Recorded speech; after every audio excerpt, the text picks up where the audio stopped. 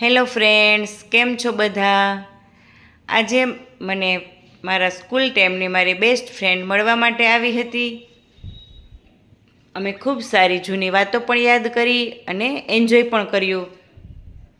બેસતા બેસતા ટાઈમ ક્યાં પસાર થઈ ગયો કંઈ ખબર જ ના પડી. ત્યારે મેં મારા ફ્રેન્ડને પૂછ્યું કે આપણે સાંજે શું જમવું છે. ત્યારે એણે મને કહ્યું કે કંઈક ઘર પર બને એવું પણ બનાવ અને હેલ્ધી પણ બનાવ. ત્યારે મેં એમના સનને પૂછ્યું તો એમણે મને કહ્યું કે માસી ઇડલી સાંભાર બનાવો ને. એટલા માટે મેં અહીં ઇડલી સાંભાર બનાવ્યા અને અહીં હું તમારી સાથે ઇડલીની રેસીપી પણ શેર કરીશ. સૌપ્રથમ મેં અહીં 3 બાઉલ ચોખા લીધા છે. ત્યારબાદ હું એમાં 1 બાઉલ અડદની દાળ એડ કરીશ. બંનેને વ્યવસ્થિત મિક્સ કરી 4 થી 5 વખત પાણી વડે એને હું ધોઈ લઈશ. ધોઈ લીધા બાદ આ રીતે બુડબુડા પાણીમાં હું એને 2 કલાક માટે પલળવા દઈશ. 2 કલાક થઈ જતાં પાણી મેં નિતારી લીધું છે. તમે જોઈ શકો છો અડદની દાળ અને ચોખા બંને સરસ પલળી ગયું છે. હવે ત્યારબાદ હું એક મિક્સર જારમાં એને 2 ચમચા જેટલું લઈ લઈશ અને એમાં થોડી છાશ એડ કરીશ. ત્યારબાદ હું એને વ્યવસ્થિત પીસી લઈશ. આ રીતે અહીં આપણે આ ઇડલીનું બેટર જે છે એ વધારે ઘાટું પણ નથી રાખવાનું અને વધારે પાતળું પણ નથી રાખવાનું. આ રીતનું બેટર રાખવાનું છે, સરસ એકદમ કણીદાર. સેમ આ જ રીતે હું બધું જ બેટર પીસી લઈશ. બેટર અહીં બધું પીસાઈ ગયું છે, તમે જોઈ શકો છો. મીડિયમ એવું ઘાટું અહીં બેટર મેં રાખ્યું છે જેથી કરીને એમાં વ્યવસ્થિત આથો આવી જાય. હવે આ બેટર ઉપર હું એક પ્લેટ ઢાંકી દઈશ અને એને હું 3 થી 4 કલાક માટે રેસ્ટ આપીશ જેથી કરીને એમાં સરસ આથો આવી જાય. એટલે ઇડલી જે છે એ એકદમ સરસ જાળીદાર અને ફૂલેલી બનશે.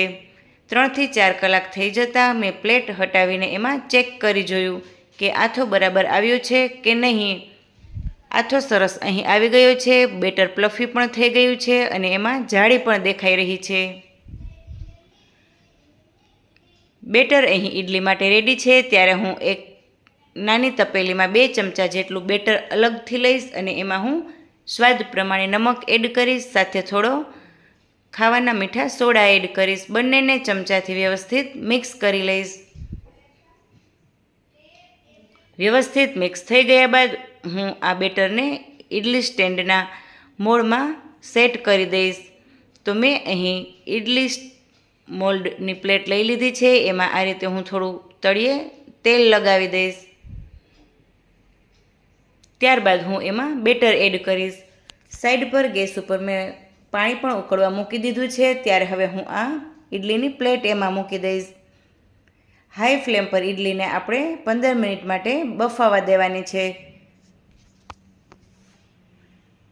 15 મિનિટ થઈ જશે એટલે ઇડલી જે છે એ આપણી બનીને રેડી થઈ જશે. આ રીતે 15 મિનિટ થઈ ગઈ છે અને મેં અહીં ઇડલી સ્ટેન્ડમાંથી ઇડલીને પણ નીકાળી લીધી છે. હવે હું એને થોડીવાર થાય એટલે ડીમોલ્ડ કરી લઈશ.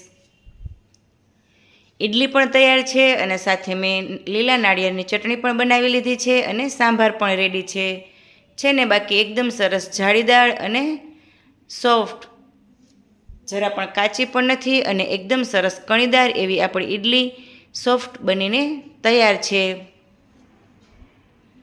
તો હવે ઇડલી બની ગઈ છે. ત્યારે હું જમવા માટેની પ્લેટ રેડી કરી લઈશ. ઇડલી સાથે ગરમ ગરમ સાંભાર અને લીલા નાળિયેર દાળિયાની ચટણી. પ્લેટ રેડી કરી લીધા બાદ હવે હું અહીં જમવાની તૈયારી કરી લઈશ.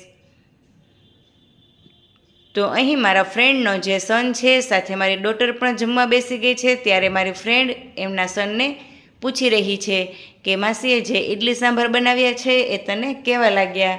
ત્યારે એમણે કહ્યું કે બહુ મસ્ત બનાવ્યા છે માસીએ. જો તમને પણ મારો આ ઇડલીનો રેસીપી વિડીયો ગમ્યો હોય તો મારી ચેનલને લાઇક, શેર અને નવા હોય તો સબસ્ક્રાઈબ કરવાનું ભૂલશો નહીં.